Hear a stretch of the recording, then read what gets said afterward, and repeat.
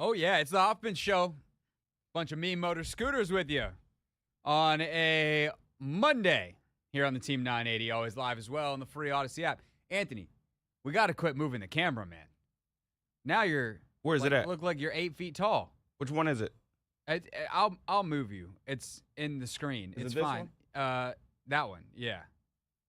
But there it is. You went a little bit far. It's okay. I'm gonna adjust you from here. You stay right there. You're looking absolutely beautiful, sir. The thing is, there's a third camera in here, right here. It doesn't work yet. Oh, that would be great, because Exactly. then you can look at the board and whatever. But then we're both not looking at each other, which is a whole bit anyway. But then maybe I'll put myself back on The right side. No, the left side. I don't know.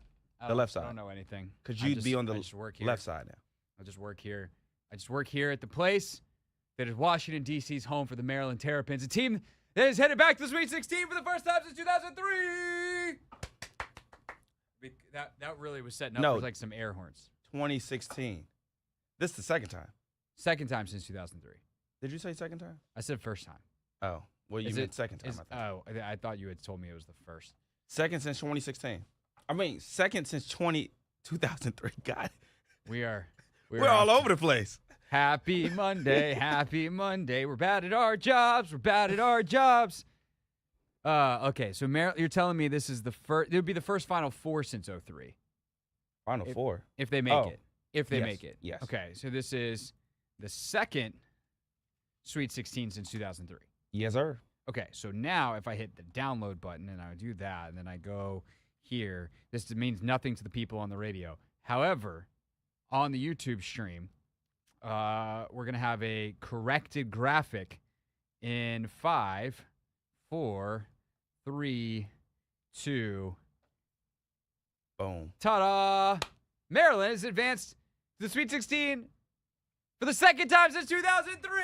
Hey! Pew, pew, pew, pew.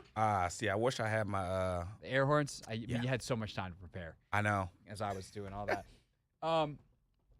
Anthony, they made it as hard as possible Man. on themselves, and I posted last night during the game. It was also very funny. So Kevin Sheen is going to join us at 5 o'clock to talk about this more. But I was watching the Twitter feeds of JP Finley, our dear friend, and Kevin Sheen, our dear friend, who were just losing their ever-living turtle minds as two Maryland alums who care deeply. Kevin, slightly more analytical. JP, in full fan mode. How is that guy not ejected? Throw the refs into a river. I don't think he actually said that, but he probably wanted to. And the officiating was not great. I do think it was probably more even than a lot of Terps fans realize. It was bad, and when officiating is bad, you tend to feel the bad calls that go against you more than the bad calls that go for you. You tend to be like, oh, never mind. Okay, that was fine. So you had that, but I think the bigger issue for me moving forward is, dog. Derek Queen is going to be a top 6 to 8 pick probably in the upcoming NBA draft. How do we get that dude the basketball more? That needs to be Kevin Willard's entire question this week. to say, hey, and I realize, look, I'm not going to pretend like I've watched more Maryland basketball this year than I have. I'm not going to pretend like I'm going to parachute in and be the all-knowing thing. And I realize that Maryland is very built on balance. They have a lot of really good players, all of whom score in double digits. But there is one who is going to be a top 10 pick in the NBA draft in 2 months. His name is Derek Queen. Yesterday, he was very clearly the best player on the floor. And I posted that after he had that monster block with about 350 to go, somewhere in there, he just comes out of nowhere and just corrals the basketball. Like, son's a dude. We are not in the same age bracket. Hey, that kid needs to play up a level. Right? Type of block. That was the only time he literally touched the basketball until the possession where he had the game winner. I do believe. He might have had one quick, like, give and go touch. But that was the only time he had a touch on the or I don't even think he had a rebound, which, you know, that's kind of on him. And also the game flow, but you got a guy that skilled, you got to give him the ball. And I think that's the thing that drives me nuts about college games sometimes is you have these guards that are more dominant or more senior or whatever, and it's just like, I don't know, was Baylor going to win the ball if VJ Edgecombe got the ball more? Probably not. But should be VJ Edgecombe, a guy who's going to be a top 5 pick in the upcoming draft, probably have gotten more shots against Duke? Probably. Seems like a good idea. And that's the thing that I do appreciate at times about the NBA game. And again, I'm not saying like the NBA game is way better than college or, you know, personal preference. But like, I think on a pure strategic standpoint, the NBA guys understand, hey, that guy's the best guy. We're going to get him the ball. And I think for Maryland specifically, when you got one dude who, I know you're built on balance, and I'm not saying that you need to force feed him a bunch of shots. What I am saying is to go at a point where you're struggling to score that long without getting that dude a touch involved in your offense to make the defense react to him when he's that much better than everyone else, that seems like a strategic error, and they are lucky that the same guy they made the strategic error about then bailed them out with a moment of individual brilliance as the buzzer went off, and ultimately Maryland was able to win that basketball game. Yeah, I mean, and that's been the thing about Maryland all season long. They have a balanced attack. Like sometimes the guards are really going, and sometimes the bigs are really going in. The fact that, you know, Rodney Rice, you know, was struggling a little bit. He went 5 for 17 from the field. Jacoby, he wasn't, you know, able to get off either, and Tel McGill either. I think you just got to take advantage of the size advantage that you had. And I feel like after the first, you know, 10 minutes, 12 minutes of the game, where they were bringing the double, they stopped bringing the double. And I don't know why we didn't exploit that a little bit more. Juju, he got going a little bit in the second half, being able to, you know, get to a spot, shoot the floater. But we got to go through the bigs, man. We have to, especially when we have the size advantage. But I'm just happy to see that we were on the right side of a buzzer beater because, again, oh man, if we would have lost, Craig, oh my gosh, 5 losses, your last 5 losses to end like that. On buckets within the final 5 seconds, the opponent's final shot in regulation. Mm-hmm. I mean, and then CBS just setting it up. Yep, the entire time. and like it kind of came up late, right? And then Lisa Byington, who's doing the play-by-play, she's so good, by the way. Yeah. Quickly say the play-by-play talent, the quality of announcing on the men's tournament compared to the women's tournament. ESPN, we got to step that up. Your halftime show's incredible. The Big Three is fantastic. Your top crews are great. We got to get a little deeper bench or use some better people. Okay, now that I've said that very quietly. Like, that crew is great. Like, Jalen and Robbie Hummel, who, by the way, I do believe Robbie Hummel is going to join us tomorrow on the show. Great crew, but it was really funny. Jalen's like, see what you're doing there. And Lisa's kind of got this, like, hey, I just do what I'm told. We play, the truck played the highlight package. What do you want me to do about it? And it's either setting up to add another one to the heartbreak or to be like, we finally bucked the trend. And thank God Derek Queen bucked the trend because Maryland definitely felt like they were owed one. That was an end of game that was very exciting. That was an end of game that was tolerable. However, the rest of this tournament and college basketball in general, we got a problem we got to talk about. And I can illustrate it from the seat of my bicycle. I'll explain next on the Hoffman Show on the Team 980 and always live as well on the free Odyssey app.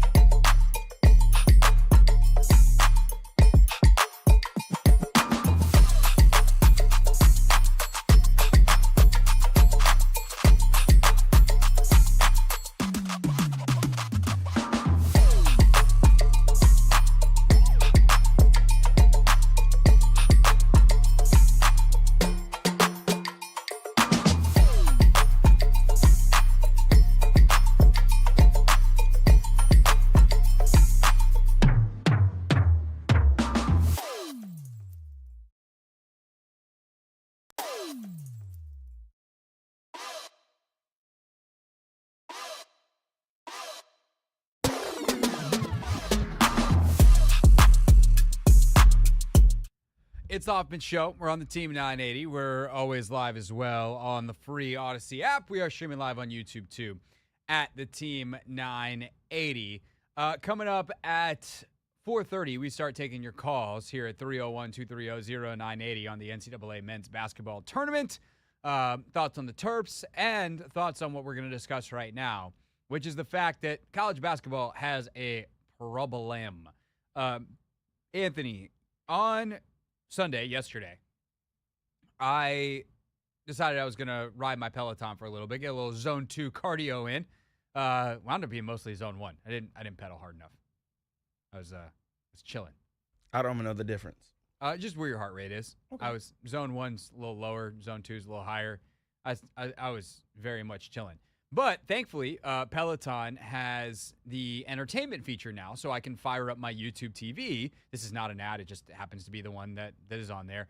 I think there's Hulu and stuff on there too. But fired up the YouTube TV, and I can watch live TV. And I was like, sweet, I'll take in some NCAA tournament action.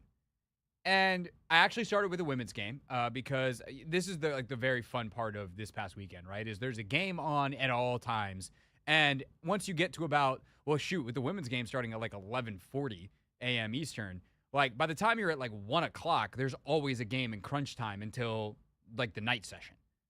It just until it starts over again at 7 o'clock. And it's like, oh, well, there's no game in crunch time because this is the first game of the night session tipping off. So yesterday, it was mid-afternoon, I start watching Oregon-Duke. Women's, which is a close game late. Oregon did a heck of a job behind Deja Kelly, who, ironically enough, used to play at UNC, and she's back all of a sudden on the floor at Cameron Indoor facing Duke, now as an Oregon player. And they took Duke down to the wire, but I picked up that game with 3:52, I believe it was, to go on the clock. Okay? So I watched that game. And then I immediately flip over to UConn, Florida, which has now also entered the final 4 minutes. I want to say there was like 3:48-ish to go. It was the under 4 media timeout. I come out of the commercial break, bang, bang. I'm going to have another close finish to the UConn, Florida men. So I watched less than 8 minutes of game time, Anthony, from the time I started pedaling to the time that I finished watching. Guess how long my Peloton ride was? Probably rode for like 30 minutes, 40 minutes. I rode for 47 minutes and watched less than 8 minutes of game time. That's a problem. We can't do that. That is heinous. Oh, you were still riding at the conclusion of these games. It wasn't about me and my ride. It wound up being the right amount of time. I was like, I'll just ride to the end of this game. And had those two games actually gone in some semblance of timely fashion, I would have kept riding and watched another game because I needed to get 45 minutes to an hour or so of cardio. And yesterday, that was what was on the docket for me. That's not the point. The point was, Anthony, 47 minutes of real time. That I know because I measured it on the Peloton. It has a timing screen. I used my little Garmin watch here. That measured it. So confirmation, 2 sources. 47 minutes of real time, clock ticking. I watched less than 8 minutes of actual basketball between 2 NCAA tournament games, 1 men's, 1 women's. That is crapola. The NCAA has a real problem here. This is the premier product that it puts on. And the basketball, mostly for the first 30 whatever minutes of these games, is pretty good. It flows. Occasionally there's a review, whatever. But some of it's bad ball. There's a lot of missed shots. Some of these games are finishing in the 50s. Fine. But some of these are really great games. You're having teams score 70, 80 points. It's really competitive. There's genuinely good defense causing some of the missed shots versus just like guys and gals missing wide open stuff. That's fine. I'm not complaining about the product in the ways that I sometimes perhaps have in the past. I think the skill level is getting better and better. The women's side has obviously continued to grow. The men's side, I think this is probably the best year they've had in a long time. You're starting to get some good American players coming through, some college or some European guys coming through the American college system again because of NIL. And so there's a lot of good stuff. And, this is a very chalky tournament in general. Kevin Brown told us that it would be based off of the Ken Palm stuff. Part of that is because you have a lot of the best players at mid-majors that then realize they can get more money at a high major school. So the transfer rules are affecting a lot of different stuff in terms of the entertainment value. But at the core of it is a product that has a rules problem. Like, I think late game basketball, the best league doing it right now, Anthony, is actually the WNBA. And it's because they introduced something last year called the reset timeout, where you can advance the ball, but you don't get to huddle up. So you have this reset timeout where late in the game you can use it in the same way that you use another timeout in terms of like you have to have the ball. If you hit that timeout off a defensive rebound without taking a dribble, then like the rules apply to move the ball into the front court, or after a made basket, you move the ball to the front court. All those types of rules apply, but you miss in the NBA, it's the 20-second timeout, which is actually typically at least 30 seconds, or a full timeout. And in college, they're just, they got the full timeouts that are like 3 minutes long, it feels like. And you only get like one reset timeout late. And I think once you're under 2 minutes in both the W and the NBA, if you don't have any timeouts, there's kind of these use it or lose it situations. You can only carry so many timeouts into the end of a game. And instead, you have these college coaches that have 4 timeouts to use in the final minute. And so every single possession is a timeout.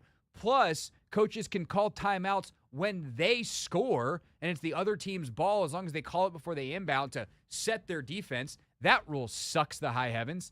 Like, it's just absurd, man, how long these games take late. It sucks all the excitement, the energy, the flow out of what is supposed to be a beautiful, fast-paced, flowing game and makes it this absolute slog, and I hate it.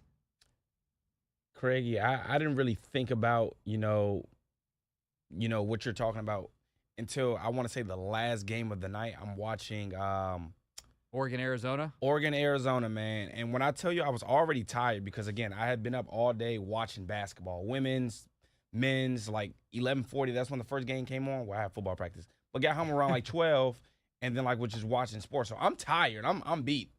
And the games would just not end. I'm over there, dozing off. I'm like, dang, the game still hasn't finished. So I definitely understand your frustration with that. But I think it's more so just, the refs not wanting to, be the blame for, missing a call, and the fact that they're reviewing everything, the players on the court calling for the review. We got to stop that. It does, but I think it could just be quicker. We don't need the officials going to the replay monitor. We don't need 3 officials to go check a timing thing when it 6.2 versus 6.7. Yeah. Who cares? Yeah. No, but yes, if you're under 5 seconds or you're under 1 second, and it's the difference between catch and shoot versus not, or if there's an egregious clock error, fine, fix it. But have one official and make it a 4th official. Make it the alternate official. Exactly. Fix it quickly. Mm-hmm. Call the main officials over instead of having to be like, okay, here's your monitor, here's your little timey thing, and they're doing the little wheel spin of the timing thing, frame by frame, and then, oh, hey, I think it's 6.7. You gonna come over here and hover over my shoulder and make sure that I got it right? What are we doing with that? That stuff has got to go. Look, I think replay in sports has gone way too far, and I say that as someone who is very supportive of replay in sports. I'm supportive of replay in sports to fix clear and obvious errors. But the thing about a clear and obvious error is you can fix it quickly because it's clear and it's obvious. It is self-defining as something that should happen quickly. Mm-hmm. We can't be doing a million reviews. There was one in it was in the Duke-Oregon game where it should have been a shot clock violation. And the ball clearly didn't hit the rim. They go back and check it, and they take 3 minutes to look at the ball, never change trajectory. It took them 2 minutes to get the overhead cam or the through the glass cam that you can typically really see the rim from. Yep. It took them 2 minutes to look at that review. It would have been, you just go to that one and be like, hey, can you give me the obvious check the rim cam? Okay, cool. Ball didn't change trajectory. Hey, guys, we should have blown that a shot clock violation. It's a shot clock violation. Done. Over with. Capiche. Move on. Get the clock straightened out, and let's go. It is. If college basketball wants to continue to grow and for men's college basketball to maintain its place in where it currently is in sports, or to prevent further falling on its kind of place in the sports hierarchy, you got to care about the product. And I know it's worse in the NCAA tournament. They review more stuff. The stakes are higher. They want to get stuff right. But one, the officials could just, how do we get better officials to not miss so many things? Because we talked about that with the Maryland game where they missed a million things. They missed that hook. And then the thing is, last thing, now I feel like I'm rambling, not just ranting like a sports talk radio host should. Then you have an elbow to a guy's head, and we don't even look at it. Yeah, that was crazy. What's the point of having replay to fix clear and obvious stuff if you're double-checking half a second late in a game that doesn't really matter because the guy's just going to move faster or whatever, versus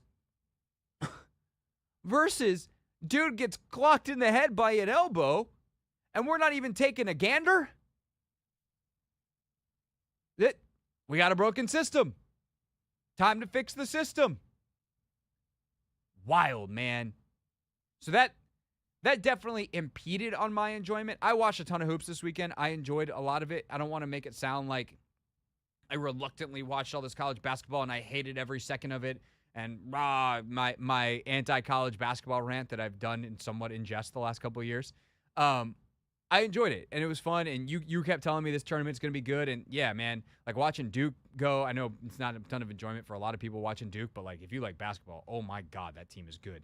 Watching Florida, watching some of these top teams, like watching the physicality of the Arkansas St. John's game, like there was a ton to enjoy from the weekend. But then it gets to the end, and these games are just getting borderline unwatchable.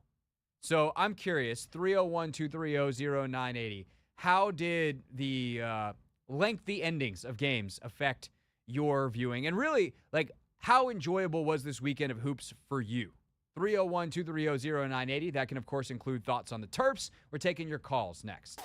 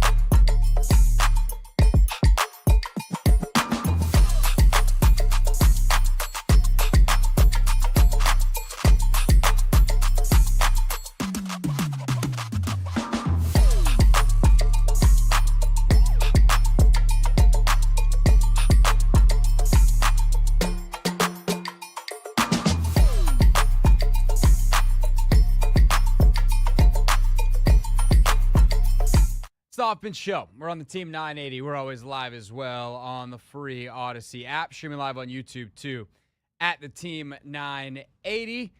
Taking your calls, 301-230-0980 is the phone number. And we're just asking you how much you enjoyed the college basketball this weekend. We just spent a little bit talking about the ridiculous delays at the end of these games with the reviews and the timeouts and just how long it took. Again, I watched the end of 2 games, under 4 minutes each of game time, in the 47 minutes I was on my Peloton on Sunday. So it gives you an idea of game time to real time, a 6 times over difference between the two, roughly. I'm not great at math, Anthony, famously, but 6 times 8 still 48, right? Yeah, 7 days a week, and twice on Sunday. Yeah, okay. I don't know about the twice on Sunday part. I think that might affect the math. But the point is, it was a lot. So how much did you enjoy the weekend in spite of that? Or maybe you'll really like delays. 301-230-0980. Let's get things started with Wayne. Wayne, thanks for calling. You're on the Hoffman Show.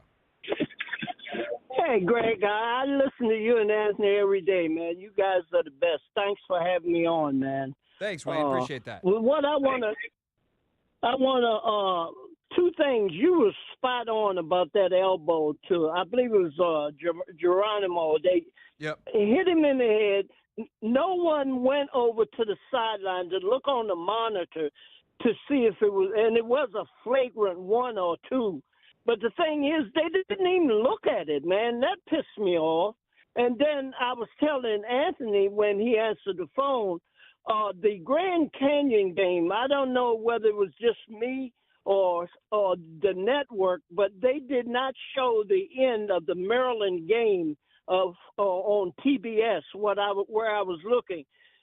Kenny the Jet Smith and that panel run their mouth so much they didn't show the end of the game, and they went into another game. It pissed me off because they run their mouth too daggone much, man. If the game has started to pick up, you at least want to show your fans the end of the game, but I didn't see it, man. Thank you, guys. I really enjoy your show. Thanks, Wayne. Appreciate the call. Anthony, I'm going to have to defer to you on the Maryland Grand Canyon game. That was the end of that one. It was locked up, so I can't remember whether I had to run an errand and I just was like, all right, I'm good on that, or whether I flipped to another game myself. Were you watching the end of that one on TBS? Yeah, but the game was pretty much out of reach. I think that's more so like what it was getting towards. Like, I think it was, I don't even know the final. I think it was 81 to like 49 or something like that.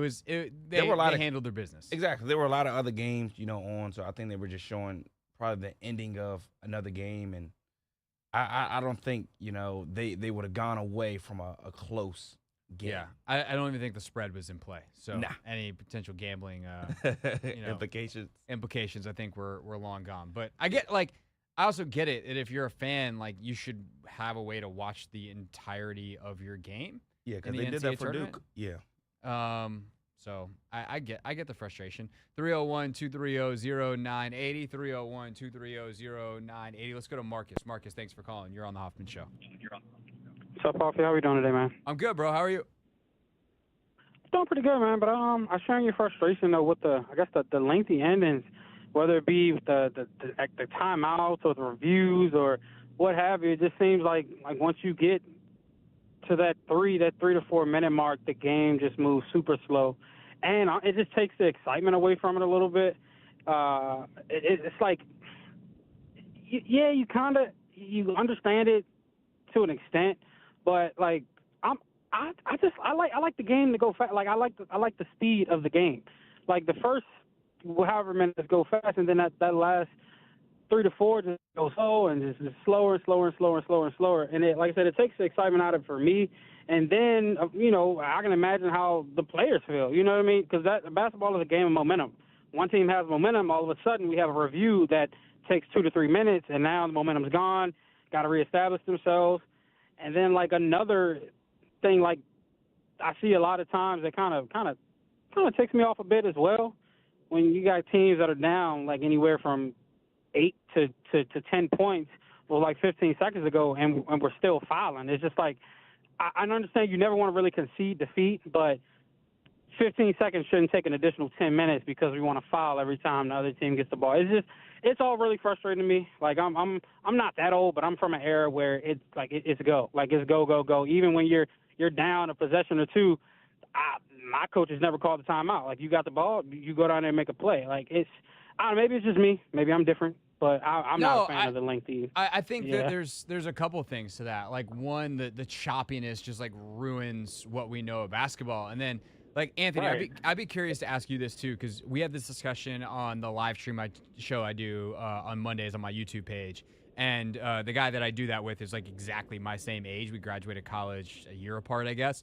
And so Tony was like, hey man, like, was this like, are we just old men yelling at a cloud, or was it actually better for us? And I was like, no, it actually was, because when we were in school, one, our alma mater actually made the tournament, so that was cool. But two, like, there wasn't the replay reviews. So because of that, there wasn't the choppiness of it. Now, we would sometimes get home and see a replay, or we'd be shown a replay there in the Carrier Dome and be like, this blows, they missed the call, and that would suck. And especially because it's like, hey, we just watched the replay, could you maybe, fix it? But like, it was a different game flow. So Anthony, you are 5 years younger than me. When did you graduate? 2018. 6 years younger than me. Yeah. Damn it. When you were in school watching the tournament, like, what was it? Was it like this, or was it like what was in quote unquote my era? Yeah, it was more equivalent to like your era than right now. The flow, the game flow is terrible right now. It is not good. It's not in a good space. Yeah. So Yeah. I don't know. So Marcus, the point is, it's not you. It's not just you. You're but not that's making sports this in up. general, isn't it though? Yeah. Marcus, appreciate the call, I mean, man. Thank you. I think it is sports in general. Yeah, for sure. Yeah. I think you're right though, Anthony. To your point, like, we see this in football as well, obviously. We don't want missed calls. We don't want – but this is the thing. Like, in football – it was almost like the George Carlin bit. In football, it's war. No. In baseball, they're going home. You know that bit, right, Anthony? No. Okay. Well, speaking of different eras, we'll get you tuned up on the old George I'm pretty sure Carlin. you've referenced this before, and you asked me that I know the reference. And I said I was going to look it up, and I never did. Yeah, the football versus baseball George Carlin Yes. thing, which now you have a bunch of older white men screaming at their car radios at you, Anthony, but that's fine. It's genuinely hilarious. Also, probably some older black men. The point is, in football, there's a limited number of reviews because you have the challenge system that says, oh, we only have X amount of coaches' challenges, right? And even inside 2 minutes, there's only so many things that wind up getting reviewed. And so, well, technically, you could have unlimited reviews inside 2 minutes. In basketball, man, like, they just review freaking everything. And they've got to limit the scope of it until they find a way to do it more efficiently, because that's the other part. And this was a huge difference in the NFL this year. The NFL has really gotten this instant replay review thing right, where they just get in the referee's ear, and New York is like, hey, bozos, you missed the call. Change it back. The ball's at the 48-yard line. And they go, we missed the call. This happened. The ball is at the 48-yard line, courtesy of the instant replay review system. It's second down, and the game flow doesn't get wrecked. Until basketball, as a sport in general, but especially in the college game, figures out something to make their replays more efficient, you gotta limit the scope of the replays, because it's having such an impact on the game. Because think of it too, at the end of a game, if you're fatigued, that's part of the sport. That is a feature, not a bug. It's who is conditioned, who can finish. Well, now you're giving each team a 4-minute timeout to rest and recover, and it changes the scope of the game. Nevertheless, the flow and the rhythm of it. So I just think that has to get addressed. It has to get fixed. And I'm glad I'm not the only one who's mad about it. But we got some more folks that have some varying views. We'll get to more of the calls at 301-230-0980 next.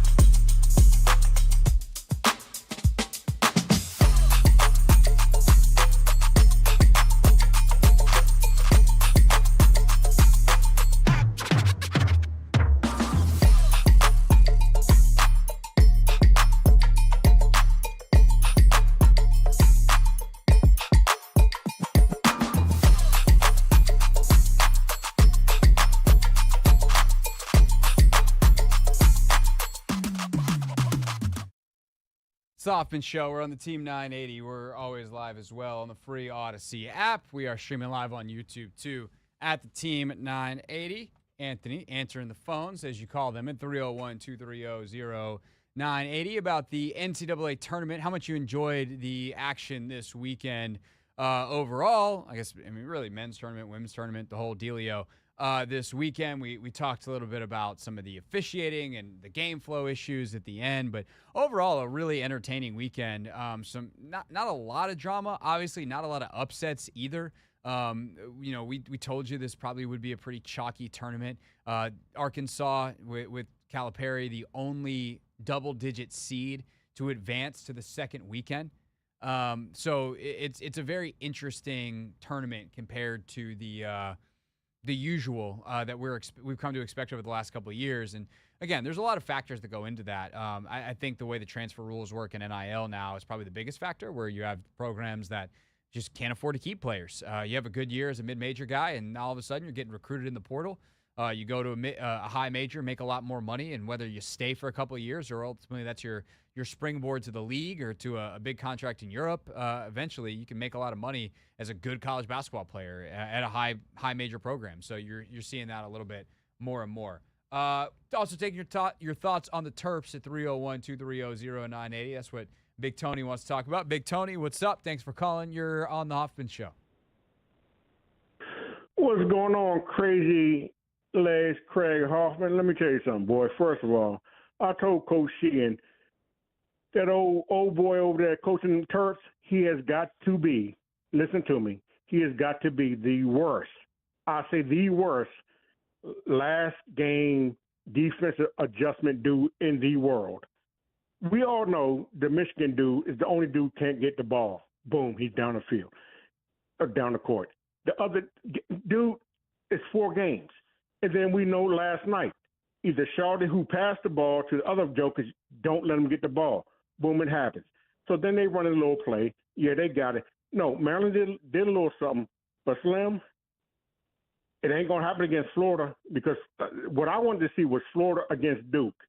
Because Florida and Duke, they run their first 5, and when you take your starters out, they bring another 5 in that could basically be starters on other teams.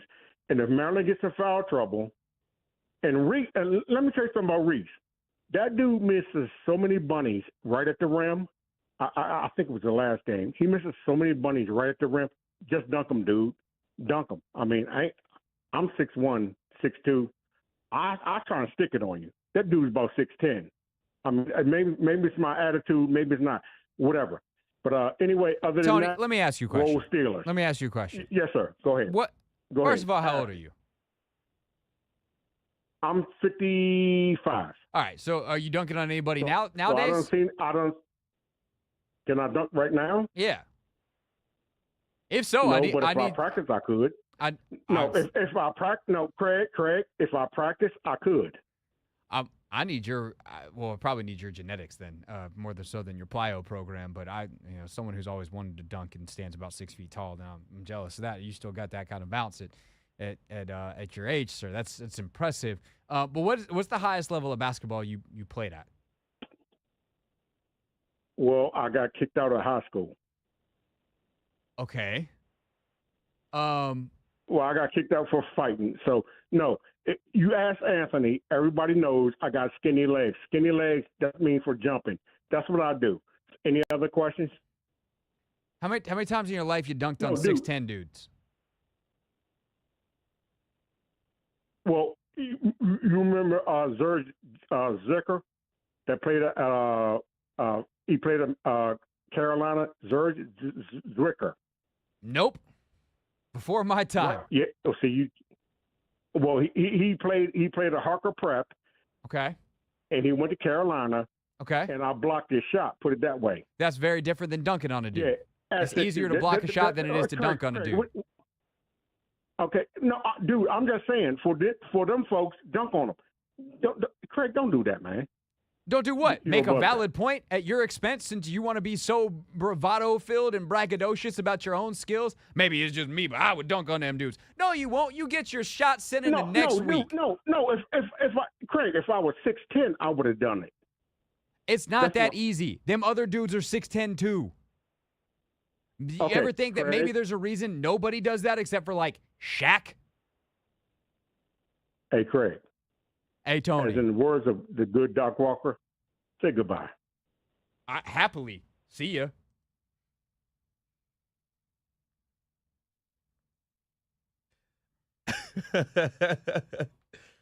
No, I'm not going to lie. Big Tony thinks he can do everything, though, Craig. Believe it or not, Anthony, I don't have a hard time believing that. He believes he can do a lot. He also doesn't pay attention when he watches sports. Laying the ball up is more likely to end up successful in a lot of situations versus dunking it. It's hard to generate the power. It is also easier to potentially lay the ball off the glass and draw a goaltend. Like, there's perhaps the angles at which you can manipulate laying the ball in and around, the English you can put on off the backboard. Like, there's a lot of reasons why dudes try to get layups versus just trying to cram everything. Yeah, if you can do it, great. But it's hard with all those big-ass long arms in there. And, yeah, look, missing bunnies seems to run in the family. Angel had a problem with it, too. So I don't know what kind of layup practice they were doing in the Reese house, but I'm thrilled that Angel got with Lisa Leslie down at Unrivaled, and hopefully she's going to have a much more successful sophomore season in Chicago.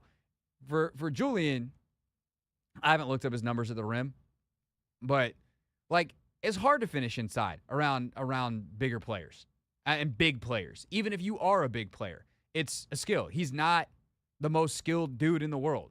Like, he is an incredible rebounder. He plays his face off.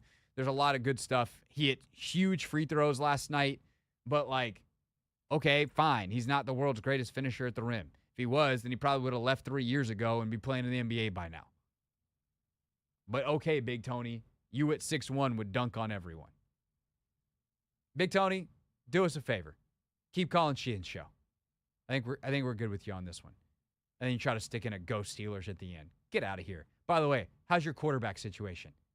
Speaking of Coach Sheehan, Kevin joins us next.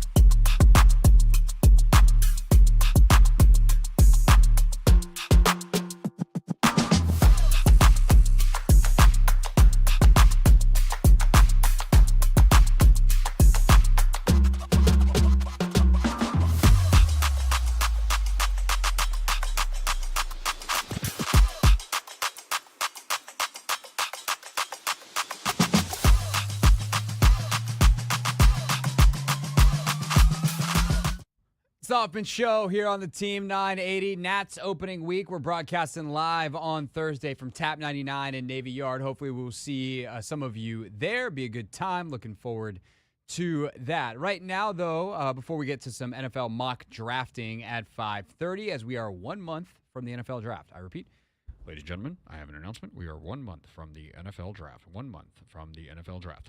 But today we're talking Terps because the Turtles are on their way to the Sweet 16 for the second time since 2003, first time since 2016, and a little earlier today. You know who I had to talk to about this. The one and only Kevin Sheen was able to catch up with him before he left his studio after his show, and that is today's Not My Beat. Today's top story from the perspective of someone who's there. You are looking live. This just in. Not My Beat. Kevin, happy Turtles this morning. How you feeling after that exhaustive game last night? It's so great. You know, you don't get that many opportunities. I mean, I only love a couple of teams now as I've gotten older. And obviously the run that the Skins had was incredible. But last night was, when that shot went in, like I was talking about it on radio today, it's thrilling. I mean, screaming at the top of my lungs. And at the same time, I was not expecting, because everything, not just this season, usually it's a dagger the other way. And we've got a lot of scar tissue as Maryland fans to sort of, represent that. And there's also relief that they got out of the first weekend. Like, it was all these things coming together, but the shot itself was great. The game was actually a really good basketball game. Colorado State played really well. It was not Maryland's best game by a long shot. I'm just glad they got to move on and get, a big-time matchup against Florida. I can't wait. Yeah, it's going to be a lot of fun. Of course, everyone can hear the game right here on the Team 980. We'll lead into it on Thursday. Pregame will start at 7 o'clock. It's one of the night games out there in San Francisco. Let's work backwards. Let's start with the shot. Great job by the post-game interview, being like, hey, tell us what happened, take us inside the huddle, and Willard telling us, like, I just was basically like, who wants the ball? And apparently Queen was like, give it to me, paraphrase, radio-friendly paraphrase. And I think that's great. It's a great story. It's very entertaining. If I'm a Maryland fan, I'm also like, what do you mean he had to tell you to give him the ball? He's so clearly the best player. What do you think about how all of that came together and kind of that final, let's call it 2.5, 3 minute stretch where he touches and Colorado State's able to get rid of that 4-point lead that Maryland had? Yeah, I mean, the interesting thing is he is their best player, but they have a lot of options. They've had Rice hit a game winner. They've had some other guys capable of. I actually thought the play was going to Gillespie.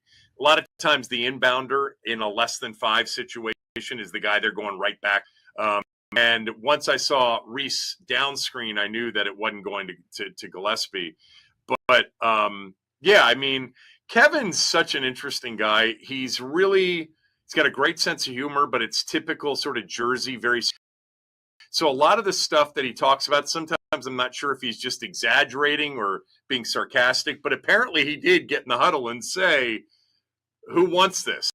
And Queen stepped up. And it's a good play that they ran for him, because that done most of his damage this year, is catching it in the middle of the floor, right around the free throw line. He's been uncheckable. He's really skilled as a big, and he can put it on the floor. It was still a high degree of difficulty. It was defended well. Left he's done all year long, but he's defended so well. And then the angle on a bank shot got to that point where it's like there's only a little bit of room to be perfect. There's less margin for error. And he knocked it down. I loved it. I hated defensive possession. They played zone. They had a foul to give. Kevin apparently instructed to give it. They didn't do it for some reason. They let the best 3-point shooter shoot an open 3, which was so Maryland if that's the way the season ended. But I love their calm in that timeout, they got the ball in, got it to half court in less than 3 seconds, and called their first timeout, which gave them the opportunity to run that. A lot of people say, well, no, just go against defense. It isn't set. I liked what they did. I thought they were under pressure there. Not so much on the defensive end. Yeah, talking about Maryland's win, of course, advancing them to the Sweet 16, first time in the Kevin Willard era, couple of eras, but they are off to the Sweet 16. Again, that game you'll hear on the Team 980 on Thursday against Florida. I haven't watched a ton of them this year because I'm just not a huge college basketball guy at this point in my life, and it's kind of funny to then parachute in on the tournament and have takes, but you parachute and watch the game for 5 minutes. Oh, I get Derek Queen thing. He's awesome. He's so clearly the best player on the floor. And then to see him not get those touches, how do you think Lillard balances that moving forward, as he obviously proved in that moment? Like, that could be a big breakthrough moment for him. Guards tend to also win in March. So as you look at this matchup against Florida, how do you think he manages that, however many games they have left going forward, knowing that you have watched all year and watched religiously with a high basketball? Yeah, I think, first of all, when you have that many options, you've got 5 guys that basically average double figures, and any one of the 5 can go for 20 on any night. That's a real luxury to have when you've got 5 dudes that, on any given night, 2 or 3 of them can go for 18 plus, and they've done it all year long. Here's all 5 of them yesterday. The key moving forward, and I thought it was important yesterday, and they got through. They haven't rebounded well recently. They've gotten crushed on the defensive end, giving up too many offensive rebounds. Michigan had more offensive rebounds in the Big Ten semifinal game than Maryland had total rebounds in the game. Wow. So it's like, why is that happening? Well, a lot of them are threes and they're coming out long. It just happens, at every level. A lot of because they're switching 1 through 5, so they're big perimeter. Some of it was they were in zone, and sometimes it's harder to rebound out of a zone. But they've got to rebound better against Florida. Florida's big, they're physical, and I think one of the things that's super important Thursday night is that their guards rebound. They're going to be in position where their guards have to end up 4 or 5 rebounds as well. Well, second and third opportunities against Florida, it's probably a long night. But Craig, Maryland didn't play well yesterday. They didn't play well against Grand Canyon. They have played, of their now, 27-8, 35 games.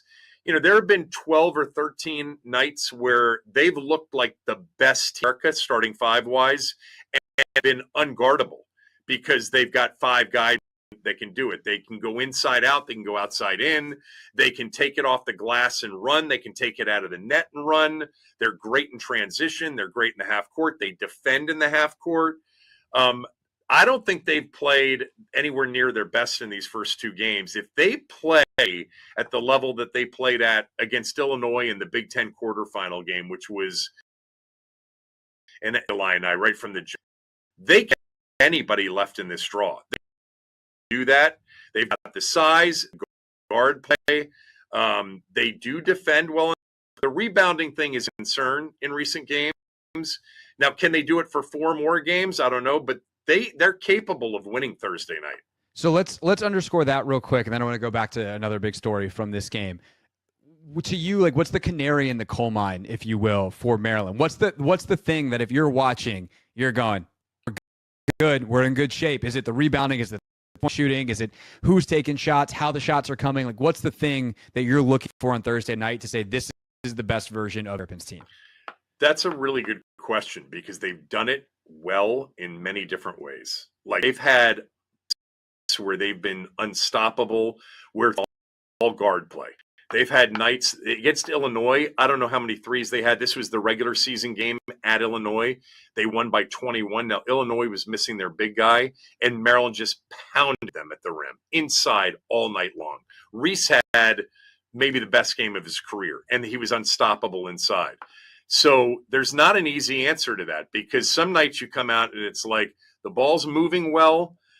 It's going inside out and they're knocking down shots. Then other nights the ball's going inside and they're dominating, with Queen and Reese on the inside. I think handling the ball, protecting the ball, not turning the ball over, some sign. Not that they've had a major turnover problem, but there have been a couple of games where they've been too casual with the ball offensively. And then I think some sort of physical presence defensively on the glass against a team like Florida. But they've done it in so many different ways, which is why they're dangerous. Yeah, no, that makes a ton of sense. Kevin Sheen with us, Hoffman Show, Team 980, always live free Odyssey app. We're on YouTube too at the Team 980. Kevin Sheen are streaming on YouTube very soon, so make sure you are subscribed to the Team 980 on YouTube for that. See him in Denton daily if you so choose. So it was funny watching the game last night, second screen style. I'm checking in on Twitter and all the other apps every once in a while and watching the dueling Twitter feeds of you and JP Finley. Both of them were talking about the refs. JP was ready to just like throw tomatoes at someone or hard rocks or something. You were much more of like, this game is not being well officiated. Maryland needs to adjust. College basketball officiating has been terrible as long as I can remember, since I did care a lot more about it. What did you make of the officiating specifically in the game yesterday and how Maryland ultimately adjusted or to it? By the way, I think the officiating throughout the tournament so far has been horrendous. It always is. When you get the mix of referees not refereeing with their normal crew, plus every league officiates differently, and so you end up with, you don't know what you're going to get. Maryland fan history of being referee complainers at the highest level. We had a major inferiority complex in the ACC for all those years because we weren't the Carolina school. We were the Yankee school up north. And even though Maryland basketball was a force in the ACC, we always felt short by a bad whistle at Duke, a bad whistle at Carolina. Now in the Big Ten for 11 years, Wisconsin, you get a terrible at Wisconsin. It's like the place in the Big Ten. We've learned, for whatever reason, referees suck the crowd in Madison. It's not Duke level, but it's pretty bad. I don't think the determined the game if Maryland lost, but they missed on an egregious, flagrant foul. I mean, Nick Clifford took an absolute shot that could have really hurt Jordan Geronimo. And the fact that you've got an alternate referee whose job, part of it, is to let the referees on the phone. Oh, you got to come over and look at something. That's all they do all game long, is that they're at the monitors in these games 4 or 5 times. And how that got missed. It was a big swing in the game, too, because I don't think he should have gotten a flagrant, too, because I think in the tournament you can't take the best player off the court unless he's swinging at somebody with punches. Right. I think in a regular season game, that would have been flagrant 2 possible, but it's a flagrant 1. Maryland shooting 2 free throws and the ball in a 3-point game. Instead, they go into the breakdown 7. So it was a big missed call. He also had an obvious hook and hold on a score. Yep. They were letting guys stay in the paint for 7-8 seconds at a time, which, by the way, is 3-second calls don't get called at any level anymore. Just traveling doesn't, palming doesn't. You don't get any of those calls at the NBA level or the college level. But I did not think it was a decided officiated game. I just thought it was a poorly officiated game. Maryland, Colorado State never got into the bonus. They had twice as many fouls called on them than Maryland did. They never shot a 1-and-1 free throw in the game. That's unusual. But I thought that the flagrant miss was really brutal, because those are the things that always get caught now in this day and age. And how part of it was that Maryland didn't react. If Geronimo had gotten up and was screaming, the dude swung an elbow at me, they go look at it. But Maryland's bench didn't see it from Geronimo. Referee didn't pick up on it. Yeah. I think that's the problem often with refereeing, is you always feel like your team is getting screwed because all the ones that you miss, that get missed at the behest of your team or at the detriment of your team, you yell about, and the ones that you get missed that help your team, you tend to not yell about, and then there's an uneven emotional response, and you just feel like you're getting. But Colorado State fans, I'm sure, aren't thrilled that the wasn't called on Queen on the game winner, which I think actually was a travel awkward in terms of. A lot of folks think it was. Evens out at the end. Wrapping up here with Kevin Sheen, talking Terps on the Team 980. You want much more of Kevin's thoughts on this game and everything going on with Maryland. Of course, you can check out the podcast from his show or his podcast. 2 separate things. You can check out both of them. When you talk about the bigger program picture right now, though, Kevin, there's kind of this big cloud hanging over everything because of comments Kevin Willard made last week. He's apparently been offered an extension. He does not want to sign it yet because he wants more guarantees for the program. What do you make of that from both sides, from what Willard is asking for and how the university and the athletic department probably see these negotiations and those asks? Yeah, I'm 100% behind Kevin Willard, and I really want him to stay. Maryland basketball has a long time to fans, to alums. It is a basketball first school, just always has been. It's what's most important by far. But for a couple of athletic wise, and just front office, it hasn't been treated that way inside the building, so to speak. And I think Kevin Willard took an opportunity to say, in a moment in which they finished second in the Big Ten, had 25 wins, they were a 4 seed, he was being sought after, and I think maybe still is, Nova, to say, hey, from the outside, our fan base thinks we've got all of the advantages of all of the top tier programs, but we don't. And for whatever reason, for too long now, 2 consecutive coaches, even back to Gary with Debbie Yao, football's revenue stream. We all understand that. They're in the Big Ten, which is supposed to be and has been a financial boon for the school and for the athletic department. But Maryland is one of the unique schools. Indiana, Kentucky, I'm not putting them on the level of Kentucky, but where basketball's always come first with the fans and students and alums.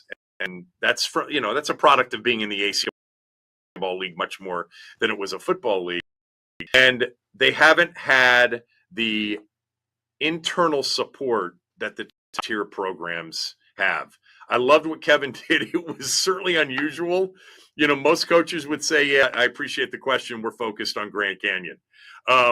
But he took that opportunity to kind of show the director of the door. But I hope it ends up with him staying and him getting the kind of support that a big-time program, perception as they are, should get. Do you think that comment is directed more at the athletic director or at the Kevin Planks and the super donors of the world? No, it's much more of an administrative thing than it is. Maryland has not produced at the NIL level with donor support like a lot of schools have. And it's not from a lack of very wealthy, ads. But for whatever reason, they haven't done. It's not terrible, but I think rev share, the Big Ten rev share, is what they want, perhaps a bigger chunk of, and maybe just more dedicated sources to basketball. Football's going to get the majority, especially as a Big Ten school. But I think there are just things and maybe a level of support internally that he's looking for that he's probably surprised he didn't get from day one when people were telling him you're going to, basketball school. Last thing to wrap it up then, if he can somehow pull this off and make an Elite Eight and or a Final Four run, if he wins 2 more, how much does that help his case? Or is this all, deck chairs around and, the Maryland side has already made their decision on how much resources they will or won't give to Kevin Willard? I think it's a fluid situation because the AD just left and there isn't a new AD. So you're dealing with the school president, you're dealing with the associate AD, et cetera. I think it was, most people don't know what he was really referring to. He really needed to win 2 games, over the weekend. Yeah. It would not have looked good for him, even though I think a lot of us, if they had lost yesterday and bounced in the first weekend again, there was a real kind of breath, relief that they got out of this weekend. Gary was getting out of this weekend regularly. Like we were always expecting that the second weekend would be a minimum for, a decade and a half. And the last 20 years have been tough. I mean, yesterday they were into the second weekend for the second time in 21 years. They've been in the tournament a lot. They've been in second round games a lot, but they've lost some brutal heartbreakers in the second round. Winning those 2 were crucial. Not Florida's icing on the cake, because they're there now. They got a chance. But I think it would have been, the whole thing perception-wise would have been tougher for him had they not won this weekend. Maryland, Florida, 7 o'clock pregame on Thursday. all week, 10 a.m. to 1 p.m. here on the Team 980. Sheehan, appreciate you, sir. Thank you. Thanks, Greg. Appreciate This is the Hoffman Show on the Team 980 and the Odyssey app.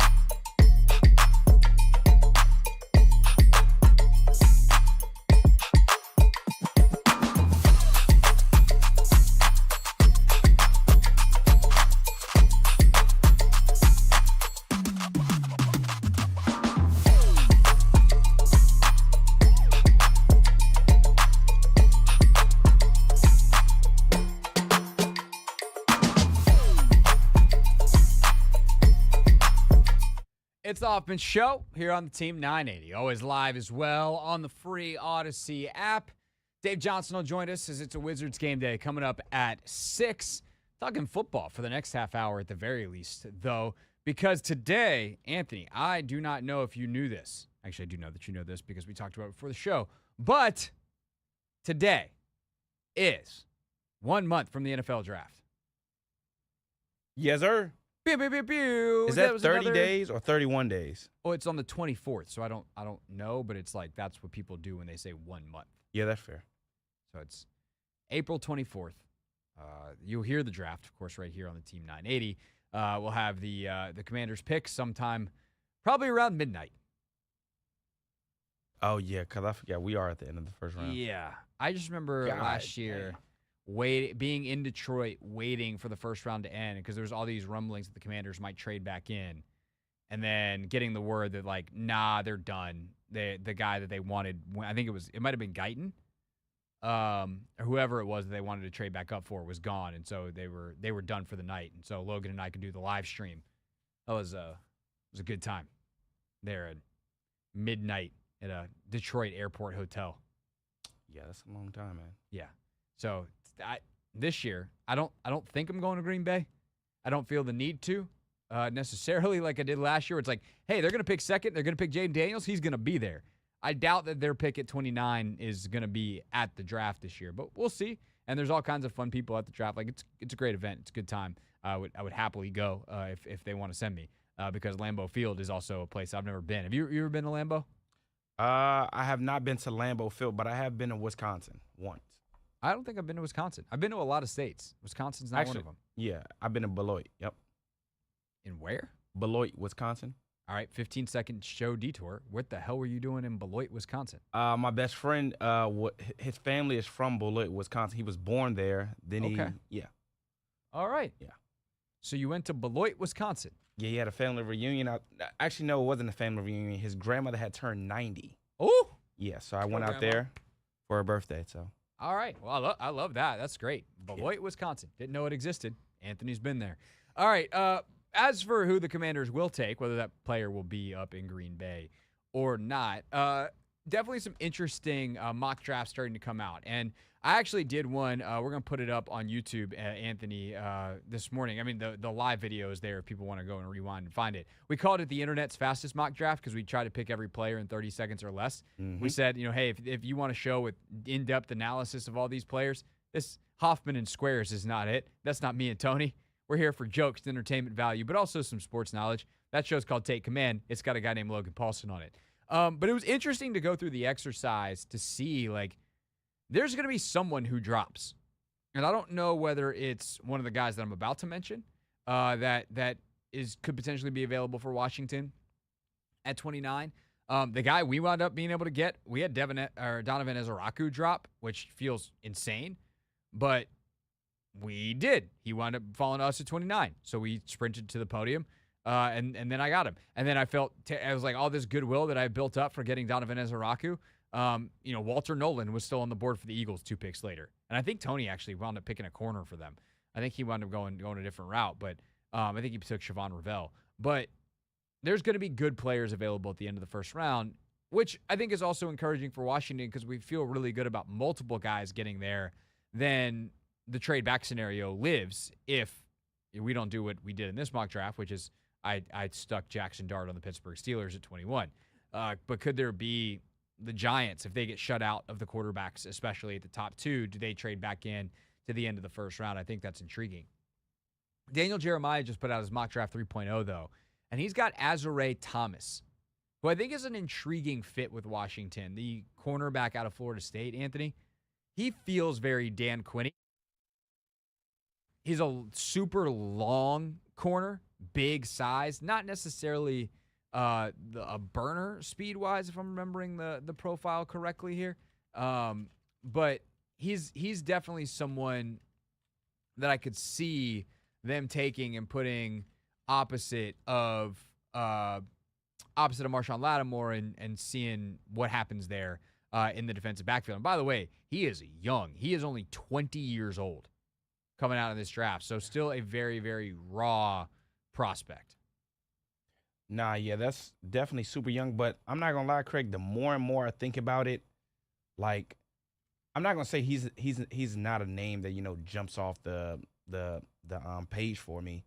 But at the same token, when we talk about this draft and how a lot of these guys are just sort of kind of in the same ballpark when you talk about between 20 and 60, it just to me it just seems like the Commanders more than likely just going to end up trading back. And I feel like we're not going to end up having this first round draft pick. So what is your sense, or how do you feel as though I feel like that is the optimal scenario because they need to recoup draft capital for this year would be great, but they're also down to 5 next year. Mm-hmm. So I think getting more draft capital is great. Here's the problem: you have to have a willing trade partner, and I can't wait for them to take someone that someone doesn't like on the internet at 29, be like, how could they have not traded this? Or even someone that said they like at 29. But then some doofus is going to call the show and be like, I can't believe they took blah, blah, blah. They could have gotten him at 34 or 30. What? You got to have a willing trade partner. What if the Giants are like, we're willing to risk it, or we're not trading with Washington because they're in the division. We're not giving them, we know they want that draft capital. We know they're not going to take the guy. Because here's the thing, too. The quarterback spot, you have to, if you're Washington, have 2 people on the phone. You have to say, hey, New York, we also have Pittsburgh on the phone.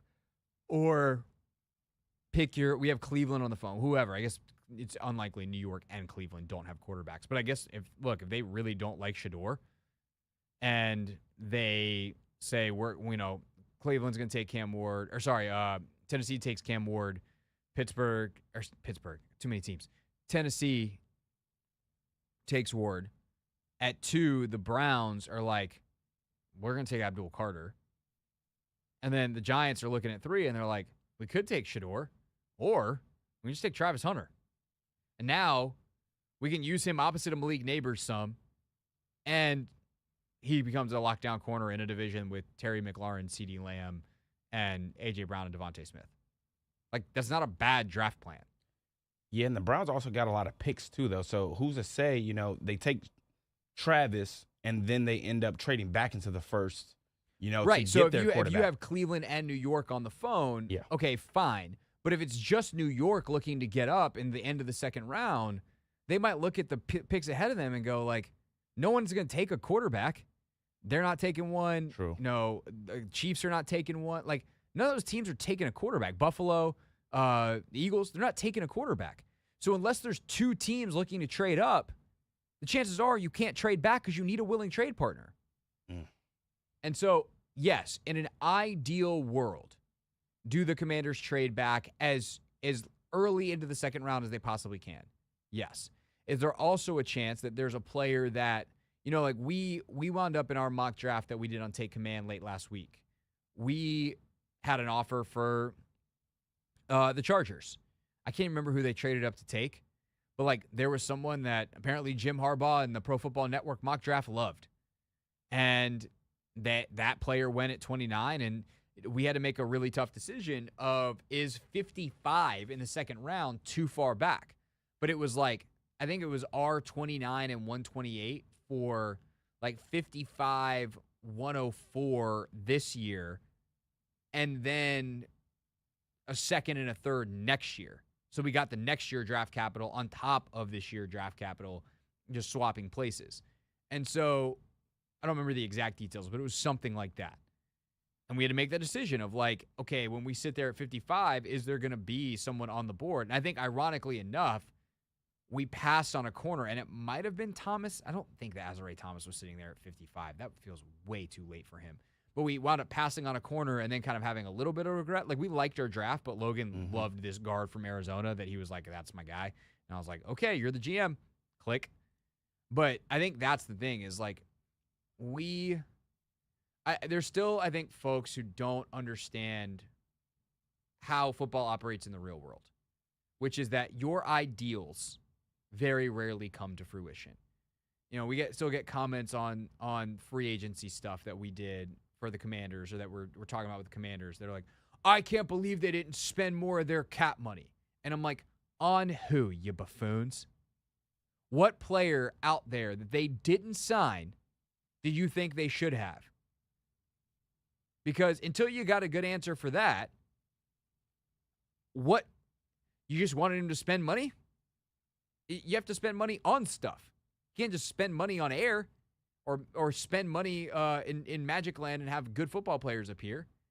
So I think that's the problem is like you can have these plans and you can hope, but you have to approach drafts not only in best case scenario where you have multiple trade offers and you get to take your pick, but in worst case of like if the worst case is we pick hopefully between a couple of good football players that we in an ideal world could have gotten also 4 or 5 picks, 10 picks later, fine, you take the best one and you make your team the best that you possibly can.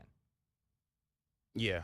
And to be honest, the more and more I think about, the draft capital we had to give up for the Laramie Tunsters of the world and the fact, there wasn't a lot in the free agent pool, it's just like I'd rather, know what I'm getting than overpay, the top tackle in the free agency, Dan Moore, 20 M's. Like, right. I'd rather not do that. So I'm okay with the draft capital we give up, considering the Pro Bowl caliber player we got in return. And, yeah, it's just that's what had to happen. You have to make adjustments. Mm-hmm. You have to be able to look at the market and look at your situation. And I think that's what people get really wrong. This was the whole Connor Orr thing we did last week. Right? Yeah. People get obsessed with how you acquire players. And not that it doesn't matter, but if you obsess over the how, you miss the who, which is ultimately the most important. Because, like, the Seahawks, they got Russell Wilson, right? And they signed some dudes and went for some stuff. They signed freaking Percy Harvin. Yep. Dude helped win him a Super Bowl. Worked out. Percy Harvin was there, Deebo Samuel. Okay. Sick. So it's stuff like that where people get really obsessed with the wrong stuff that I think annoys me. But to your original question, like, would I love for them to trade back? Yeah. Is that my option A? Frankly, yeah. I think it is at this point. But I do feel pretty good that if that is on the table, they'll feel comfortable and confident doing it because I think there's going to be high-quality players available. All right, let's get you an update on some of the NCAA tournament stuff, and then we'll dive into some more of the mock drafts because there was one NFL.com analyst that put out a 4-round mock, so we can take a look at a couple of different players on their way into Washington. But first, update on the NCAA tournament as we take a look at what's trending.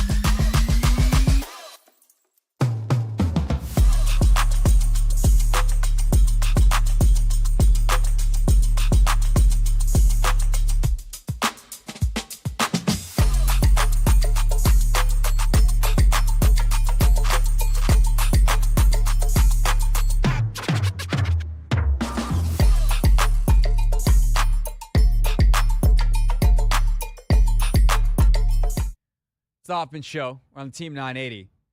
The hell? Since I gave our What's Trending update on the Lady Terps, Anthony, in the last 3 minutes, Alabama's on a 13-2 run. Good gracious. So now Bama up 36-35 on Maryland. Let's go, Coach Freeze. Let's go. Let's get them going. Haven't you heard? The Terps winning the tournament now. Coach Willard did it yesterday. Well, they always do it, though. I know. Coach Freeze is she's good at her job. Nah, she really is. Very, very good at her job. All right, talking more hoops with Dave Johnson coming up at 6 o'clock, Wizards game day. We'll check in how the youth movement is going in D.C. In just a few minutes, a couple games over the weekend. But taking a look at one more mock draft as we are a month out from the mock draft, from the real draft. I mean, a month out from the mock draft, Anthony. No. We're a month out from the real dang thing. Yes, sir. This one is from Chad Reuter, who is one of the NFL.com's draft analysts. He did a 4-round mock, Anthony. 4 rounds. That's a lot. Yeah, it is. And that's 3 players for Washington, the way their picks currently align. This one would be a very interesting choice. So, first of all, I feel validated because the guard that we took at 55 whatever pick that we wound up trading in our little mock draft the other day, Anthony, that Logan and I did, Jonah Savainia, the guard out of Arizona, he's got that dude going 28 to the Lions. Oh, my gosh. And you said he was in the third? No, we had him in the second. Oh, the second. And people were crushing us because we didn't take an edge. We didn't take a corner. It's like, how could you take a guard? And it's like, Logan's like, I love this guy. He moves. He's like 330. He moves. He's big. He's strong. So just saying. But because of that, you have a couple of guys falling that I didn't expect to be here necessarily. And two in particular. He has them in the first round taking Mike Green, the edge out of Marshall. And this 100% depends on stuff that we don't know about. His character questions are there. He finished at Marshall. He started at Virginia. Whatever the incident was that forced him to leave Virginia seems to be making a lot of teams uncomfortable. But on tape, he plays like a maniac. Pass rush juice is there. If they're okay with whatever the character off-field stuff is, and he's available at 29, you kind of take him no-brainer. But the 2 guys that he has going next are Nick Amanawari, the safety out of South Carolina, who's an absolutely maniacal athlete. Just best, raw athletic score, 1,000,000. And then Malachi Starks, who is this year's version of Brian Branch, Cooper DeJean, outstanding football player who doesn't look to have an NFL position and then will wind up being an all-pro at somewhere between nickel and safety in the NFL because you just wind up having one of the best defensive football players there, and you figure out how to make him impactful. So I think that becomes an interesting question because I think that kind of piece in a Dan Quinn defense is really valuable. And I would love to replace Jeremy Chin with Malachi Starks or, frankly, Nick Amanawari. But passing up on the edge would be really hard, even if I think the other 2 might actually be better players. Yeah, that's tough, man. But again, who's the better player? And I think that's where Dan Quinn and Adam Peters made their money last year. Even with Johnny Newton, they said, oh, who's the best player available? And they end up, drafting him as opposed to, some of the other needs that we needed. So I think in a situation like that where you're torn kind of thing off of needs and, BPA, then I think you lean towards the guy who's the best player available. And it sounds like it's Malachi Starks, and it wouldn't be, a terrible, acquisition. However, I do think despite the moves that they've made in free agency, bringing all these guys in, I still don't think that defensive line is much different from last year's defensive line. So it's a little better, not a lot better. Yeah. So unless Kinlaw is not good, which is possible, he's not great. But I mean, also then again, it's hard because people are like, "Oh, is Kinlaw as good as John Allen?" I'm like, "Well, John Allen played 5 games last year, so even if you like John Allen, that was a limiting factor." The other thing that you have to, I think, try to if you got players that are like on an even plane, part of what you're doing then too is like, what can we get later? That's part of the positional thing. And the way this goes, like, there's some really interesting names left in the second round that they could potentially take. And so you have guys like Jack Sawyer, the edge out of Ohio State. You have, where'd he go? You have Siobhan Ravel, the corner out of East Carolina. You have Judkins, the running back out of Ohio State. Actually, both Ohio State running backs. You have not Kevin Winston. Jaden Higgins, who's a big receiver out of Iowa State, who's interesting. James Pierce Jr. Winds up going 60 here. The Commanders are at 61. So there's clearly some huge red flags with him that he is dropping like a lead balloon in these drafts. But they ultimately in the second round, he's got him taking Darian Porter, long corner out of Iowa State. Super interesting prospect. Logan definitely is a fan of his. But also a couple picks later, Oladejo, the edge from UCLA, who some people like him as a first-round edge. Like, he's got serious juice as a pass rusher. So, like, how does that affect your first-round pick? And then, just for kicks and giggles, and like this, he's got Alec Ayomanor going 105 in the fourth round to the Giants. That dude could be a first-rounder. Yeah, that's a little weird. It just shows you how much different there are, or how different the projections are for some people. He's got them at 128 taking Cody Simon, the linebacker from Ohio State. I'm not going to pretend like I have a file on him. But then, like, a couple picks later, he's got Buyashal Tootin, the running back out of Virginia Tech. That feels more likely to me. That's round 3? It's round 4. 4. He's got juice. Commanders currently, of course, don't have a pick in round 3. I don't know, man. The James Pierce one definitely is super surprising just because before the college season projected top 10 pick, and the fact he hasn't projected, 60. late second is a little concerning. So I don't know. Definitely some, I think, character questions with him. I just don't know what they are. I think he's the kind of player that falls to like the Eagles or the Cowboys, and then you're mad about it. Yeah, then you're angry. Because Jalen Carter, same situation. He dropped. Micah Parsons sort of kind of dropped. Yeah. So they keep on coming. They are the mock drafts. I know Eric Edholm, who joined us last week, his new mock is coming out soon. We will. I don't know that Logan and I are going to do another one this week, but probably will next week.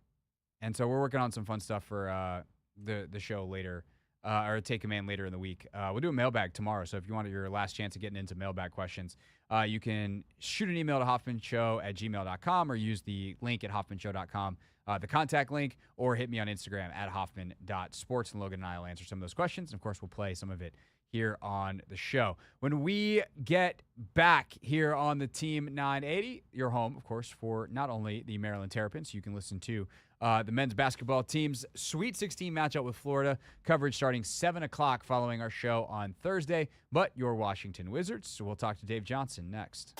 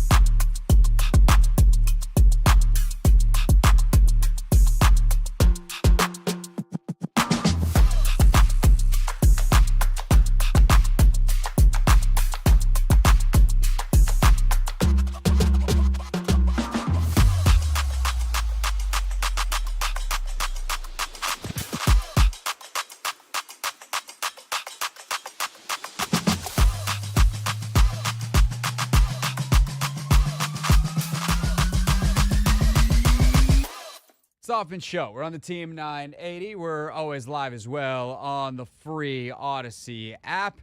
Tonight, here on the Team 980, we have Wizards basketball, and they're back home.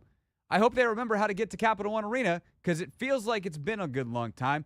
And let's make sure that Dave Johnson remembers how to get there because it's been a long time for him too. Right corner, Kismet open for three. It's there. Time to get the radio party started. Feeds now the right block of Alsar. Slam.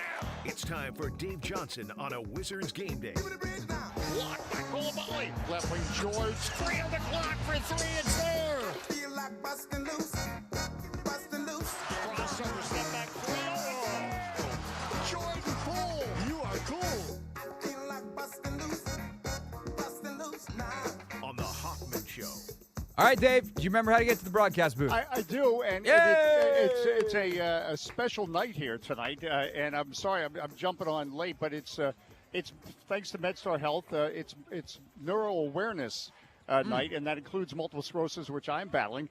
It is a brain disease, so I always like to say to people, "I have a brain disease. What's your excuse?" But so I can get away with that. But it just reminds me of, what sports is all about. And I'm going on you didn't ask a question yet, and here I am going on a riff of consciousness. But floor is yours, sir. Floor is yours. No, it's what it's about. Yes, we want wins. We want championships.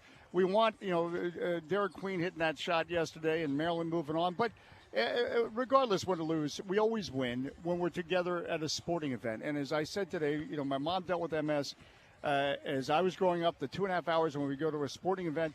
That was normal. You felt normal. All problems were normal. Did I spill popcorn? Did I cheer loud enough? And it's about community. I know you got Ben Strober there in the studio. I met Ben. He hung with me he was doing Cape Cod baseball this summer, and I was listening to him, and, he's all excited about Maryland. So it's just about bringing people. And this is what the Hoffman Show does, quite frankly. You get people fired up, you intelligent conversation, and it brings people together. All right, the floor is yours since it's your show. No, let's stick with this for a moment or two, because I know this is not only something that you, and actually, Dave, let me ask you this, because we often use the phrase "suffer from," and anyone who's met you is like, that man is not suffering; he's having the time of his life at all times. Watching the joy that you have, getting to do the job that you do, is always fun. It is hard to not be having a good time. The radio party is an apt phrase because it always feels like a party with the way that you and Glenn do it, and even through these past couple of seasons when there hasn't been a lot to celebrate on the floor, like you guys have found a way to make it fun.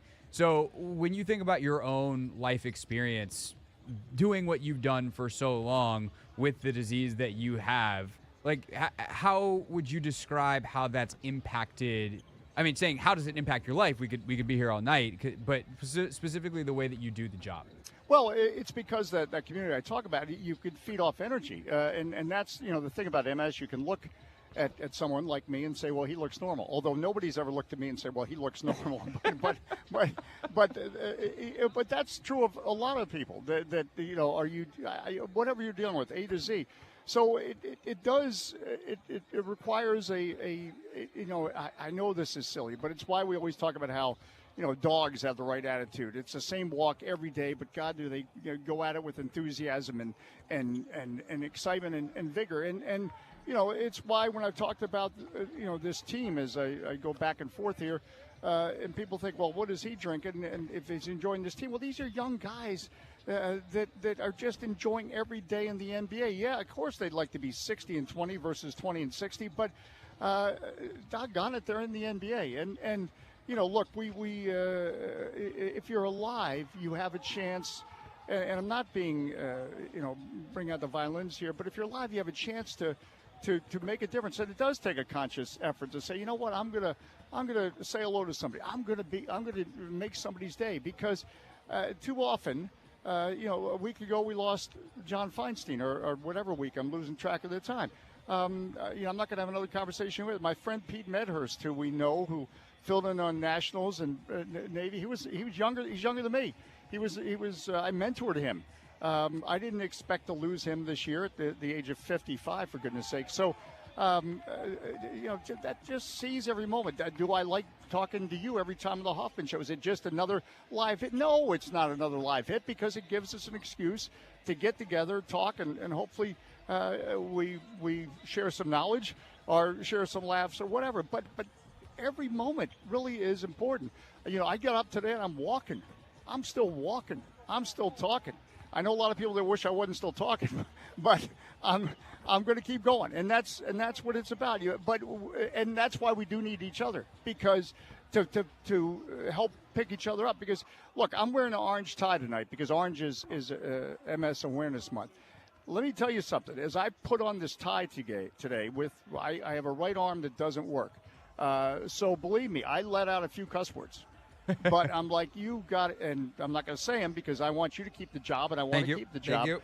But I let out a few, and you do feel sorry for yourself. Why is this so hard?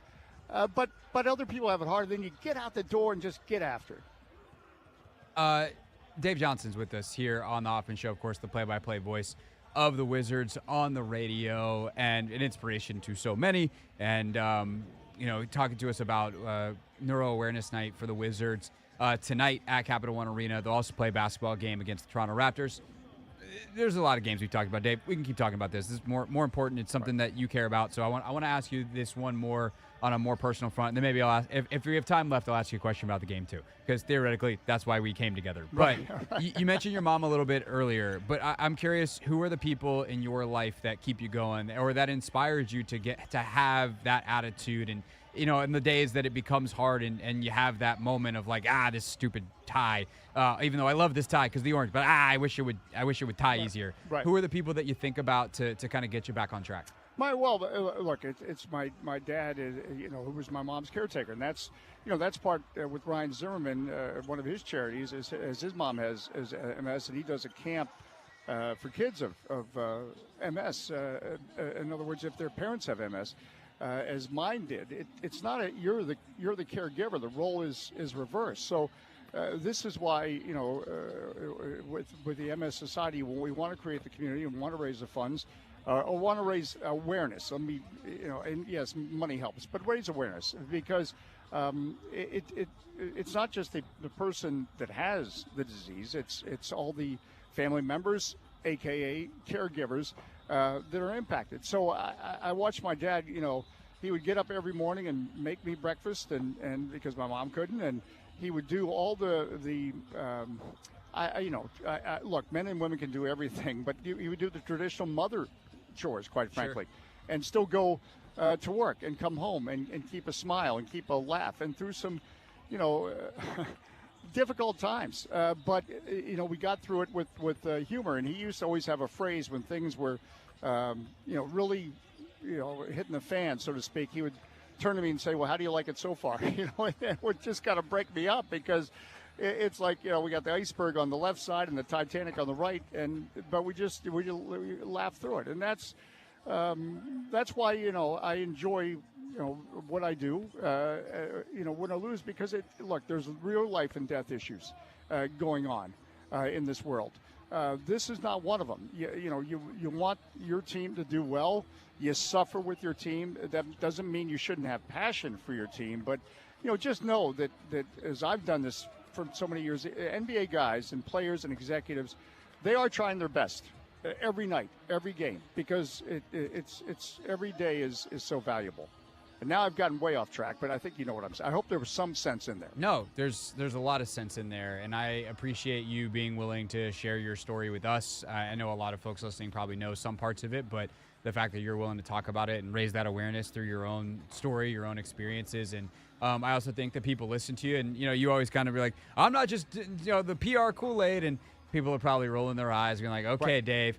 But I think this gives people an understanding of why you have the perspective you have, and I've always had that in mind with you because I know you a little bit and have known your story, and so I know that the optimistic view that you bring to our conversations and that you generally bring to life is authentic and genuine, and At times, we could disagree about the direction of a basketball team, but I think the world would be a better place if more people generally had your view of things, that if we do the right things and treat each other well, that we can come together and have a good time and enjoy each other's time while we have it. And that's good enough for me for today, and I don't really care what other sense we did or didn't make. So, Dave, I appreciate you. Have fun tonight, as you always do. And to wrap up here, what if people want to learn more, or if there's anything that they want to donate or whatever else, what would you want people to know with what the work you do with the MS Society or anything else the Wizards have going on tonight? Well, and she just sat down next to me, Chartice Berry. She's the president of National MS Society. I travel in big circles. The best way is you Google National MS Society, get involved.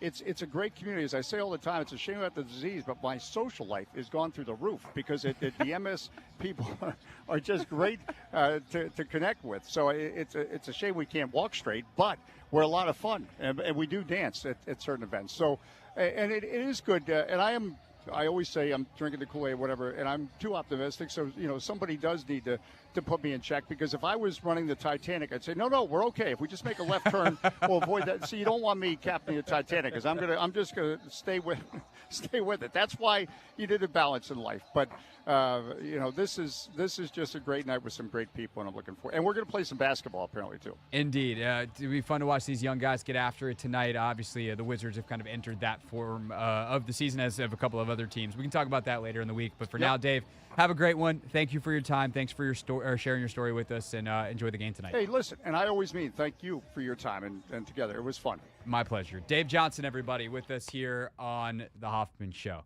Now, look, the Wizards, where the Wizards are in the season, Anthony, there's only so much we can talk about in the games. I'm really glad that we did that. I'm really glad that sometimes I don't ask Dave a question and we're off, and I'm like, okay, we're on the Dave train today. And I enjoy the hell out of that too. But I'm glad he took us there, because that was a better way to spend our time. So thanks again to Dave. When we get back, we ask the question we ask every Monday. What else happened this weekend? We've talked about some of the big stories, but there's plenty of other stuff to discuss. We get into our weekend review next.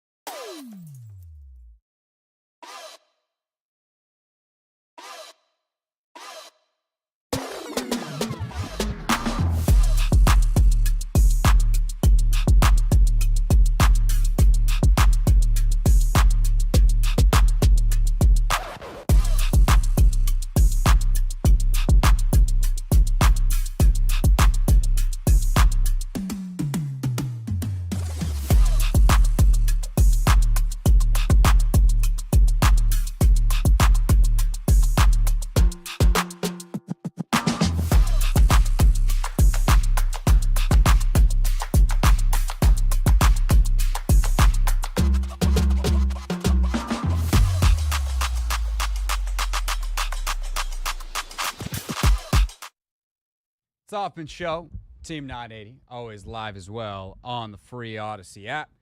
Streaming live on YouTube at the Team 980. Lady Terps in trouble, down 53-45 to Alabama. 4-5 matchup. Terps, 4 seed. Although, no, this game is in College Park. I was about to say, dang, this game, if Alabama wins, they get to go play in Birmingham. So that's nice for them. They would get to win and get a home game, basically. No thoughts on that, Anthony? Oh, I wouldn't even. I'm over here trying to figure out why something in the studio seems to be recording, and I'm trying to figure it out. I don't know why. Oh, so you're trying to do something, and something else is doing the thing, and then try the record bus. Yeah, I mean, that's where I went first, but, something sounds underwater for some reason. I don't know what it is. So, is that going to affect our ability to do real things, potentially? No. Okay, you have all the things. Yeah. That are real. That real people said in real microphones. Yes, sir. Okay, that's coming up next. Right now, though, it's our Weekend in Review brought to you by... Nobody, Craig! Yep, still same as the Weekend I'm preview. fed up! Yeah, I mean, same, but I wouldn't say I'm fed up. I think I've reached the apathy stage. Uh-huh. I think we're past frustration nearly 3 years into this bleeping show. It'd be lovely if someone would like to sponsor this part of a program, but they don't. Or any other part of the show. Just, we're for sale. We are. This could be you. But you're playing. There's so little time to talk about what else happened this weekend. Obviously the women's tournament is ongoing. We'll probably do a little bit more on that tomorrow with the Sweet 16 being set. Spirit played on Saturday night in front of a sold-out crowd at Audi Field, Anthony. That is 3 straight sellouts, 2 playoff games, and a season opener. 19,254, Anthony. A lot of people. It's a lot of people. 19,254 at Audi Field to see the Spirit, unfortunately, fall 2-0. It was 1-0 until the very bitter end. Spirit just sent numbers forward, trying to get the equalizer, and then ultimately got caught on the counterattack, the one-woman counterattack of Temwa Shawinga. She, a 20-goal scorer last year, first player ever in the history of the NWSL to score 20 in a season. So that happens. But it's a frustrating game. One, Washington played really well. The performance was very good, and they did that without Hal Hirschfeld, who was injured, Croy Bethune, who is still not back from her injury. Thought this was going to be her debut. She went from knee to, she could play, to maybe not, and then now she's listed with a hip injury, so I don't know what the hell's going on there. Hal got rolled up on in the season opener, so she was out with the ankle injury. So there's 2 Olympians down. Obviously, Andy Sullivan's out for the season with her knee injury and also subsequent pregnancy. So they're without their entire starting midfield worth of U.S. women's national team players. Trinity Robbins still on a minute restriction. She didn't come in until the hour mark. And then she immediately came in. Anthony, this is no joke. She came in, forced a corner, and then scored on the subsequent corner, but the goal was called off on VAR review. Nah. There was a foul away from the play, so that sucked. Dang. But that was kind of the other story of the game was fans were pissed at the officiating. And the game was horrendously administered. I actually don't think they got a lot of the calls wrong, just how it was similar to the college basketball stuff where it's like, all right, at what cost are we getting these calls right? And I realize in soccer when it's like, okay, well, we took a goal off the board. That's pretty significant. But man, some of this is ridiculous. So Spirit, unfortunately, go down. They're at home again on Friday, 7 o'clock, or no, sorry, not 7 o'clock, 8 o'clock, I believe, is the kickoff time. Hold on. We have the home schedule pinned up on the wall over here. While you look at the schedule, Craig, I need 8 o'clock. 8 o'clock? 8 o'clock against Bay FC on Friday. That's Friday, okay. Yeah. What were you going to say? So I won't be in town this Friday for the game. But, Craig, when would be a good time for Anthony Haney's debut at Audi Field? Because last year, I don't know if you guys know, we might have, some new listeners, but for the guys that have been locked in with us, you guys know that I was banned from Audi Field at some point of the season last year, and then I was welcomed back. By none other. Well, first you were given a second chance. Yes. By Croy Bethune herself. There was good reason why I wasn't at that game. And then you came to that game that Croy let you to, and then they lost on another heartbreaker, and then I banned you. Yeah. But now Anthony's back in good. The Commanders got Anthony back in good standing as as a sports fan. There are two. So I think this would be the easiest thing for you. Obviously, if you want to come on a Saturday or Sunday game, weekend game, like we can make that happen. But there are 3 what they're dubbing Friday night football games this year. So one is happening this Friday. They play Angel City on May 2nd, which is a Friday. And then the third one is not till August. Friday, August 15th. Okay, May 2nd right now seems like the plan. Yeah, because we can get you, and then you want to come to games in between. But, like, they only have one other home game between now and then. They play Gotham on April 26th, so the Saturday after the draft. So if you want to come to that one, fine. But their home games are kind of in that middle of the season stretch, a lot of them. But yeah, that May 2nd game is only like 2 home games away, not counting this Friday. So God dang, why is it so spread out? It's the way it is this year. International, they got some international games and stuff coming up. So and then they have a July break, and there's a whole bunch of stuff. So May 2nd, we can start working on that for you. You and I will go over after the game or after the show. Looking forward to it. I'll work. I won't, even though it's a Friday. I'll work from here. So what happens when I go to the game and the Spirits start winning? Then your hot streak continues. There we go, baby. We're happy about it. We got to get Trin back on starters minutes. The game was so different the final 30 when she was in there because she's Trinity freaking Rodman. Yeah. She's unbelievable. And we got to get Hal healthy. We got to get Croy healthy. Things will be. I'm not concerned. Oh they played my well. gosh. Well, yeah. When it rains, it pours. It is my goodness. The allegedly turtles can swim, but it doesn't seem like they're swimming in the current environment. Maryland now down 62-45 to Alabama in the NCAA women's second round in these 4-5 matchups. So we'll get you a final update from that one, at least for us, and get you set for the Wizards and Raptors tonight. Should have starting lineups in the inbox shortly. And, of course, real things, real people said, and real microphones. We wrap up next here on The Hoffman Show.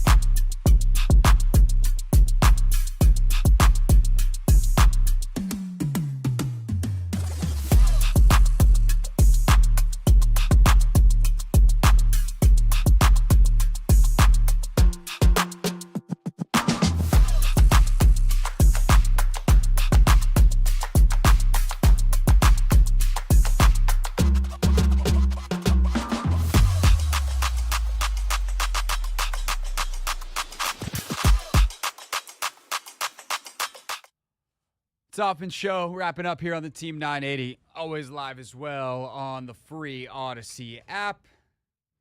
Coming up tomorrow on the show, I do believe we are going to have Robbie Hummel on. We are not locked in with him, but discussions, Anthony, are ongoing between us and the I think a lot of people think he's the best college basketball analyst going.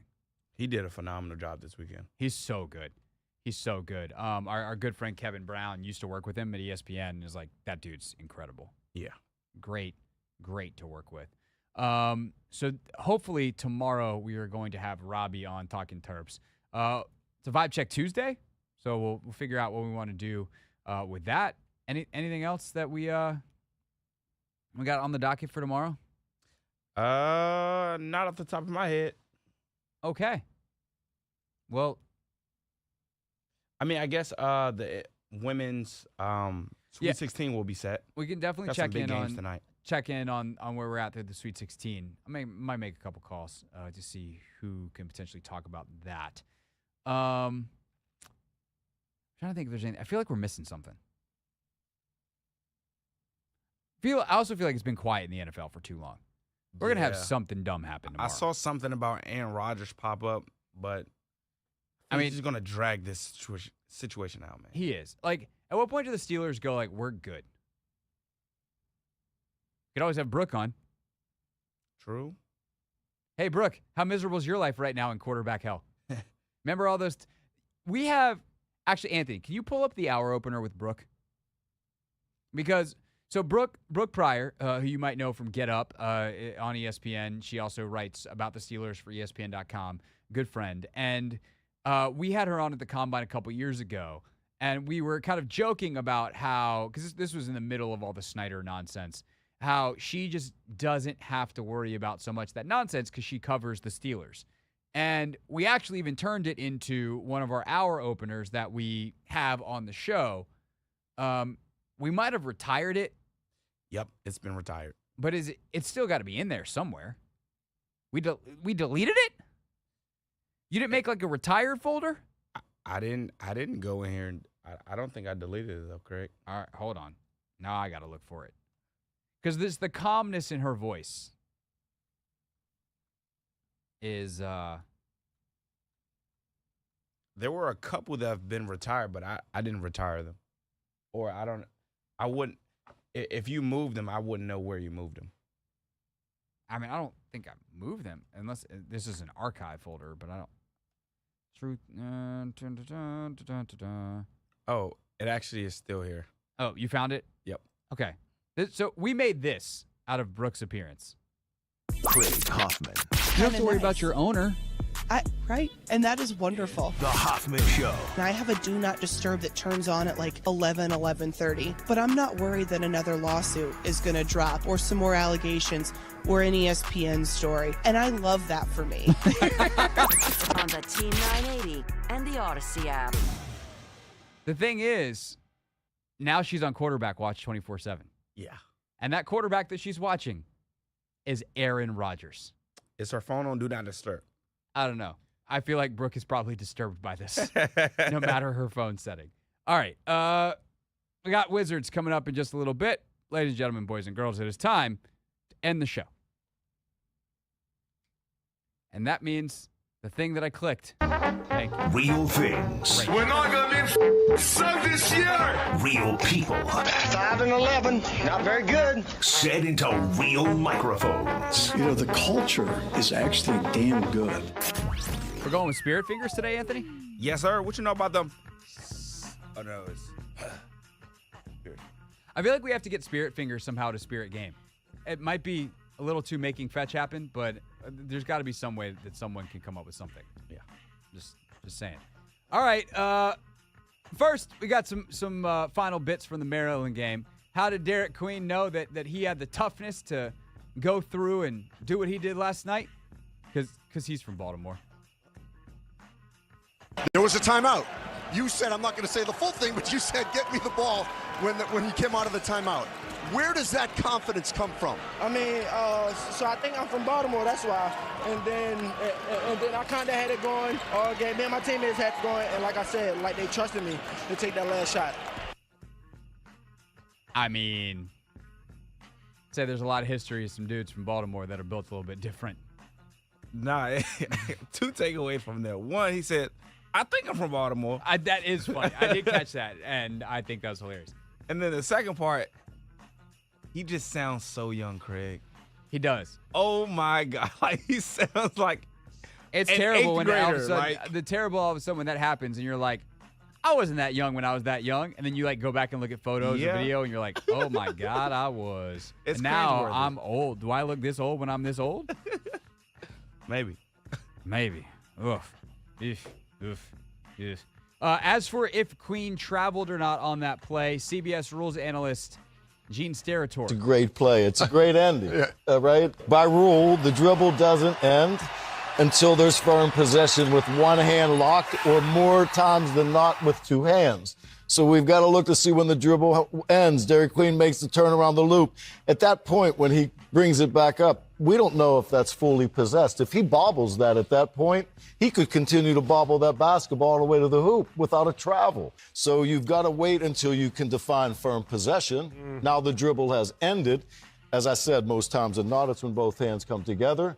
You can see when Dairy Queen has both hands together, 1 foot hits, next foot, great shot, great ending. To me, it just really doesn't jump off the screen as anything big. Anthony, travel, no travel. No travel, man. I can't believe that was a dispute on Twitter yesterday. Maybe the Colorado State fans. I saw a lot of people saying it was a travel. I think it's like, I don't want to say it's a do you know ball versus do you not know ball, but like part of it's an age thing because the gather step really tripped people up. I saw this trainer that I follow on IG who's like worked with a ton of basketball guys, and he was like, I remember when basketball players had to have skill and footwork, and I'm like, okay. Okay. Like, tell me that what Derek Queen just did at his size didn't involve skill. The balance that takes, like, come on. Exactly.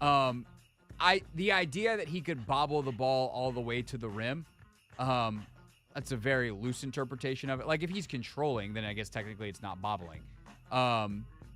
But that's the thing. Like, that is actually the rule. So it's not a travel by rule. It certainly wasn't egregious enough to overturn. It certainly wasn't egregious enough to make that call on that spot. No, thank you. Do not want, if that's called a travel, that's an all-time ref getting involved in a late game. That's our show for today. We'll see you tomorrow. Wizards Hoops next.